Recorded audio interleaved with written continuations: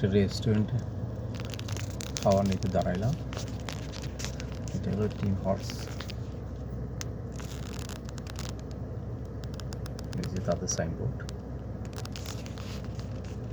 পাশে আরেকটা আছে।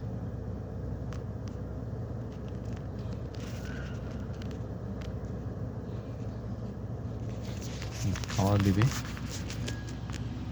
ডোর দিয়া, সাইড এখান দিয়ে বেরিয়ে যাবে।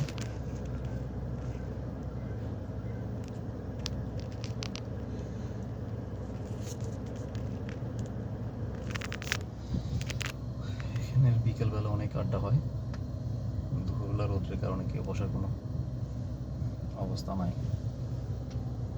এটা একটা জুতার দোকান, প্লাস্টিকের জুতা 200 টাকা, 5 টাকা দিলেও কেউ নিব না এমন জুতা। প্রাইস অনেক বেশি বলতেছে।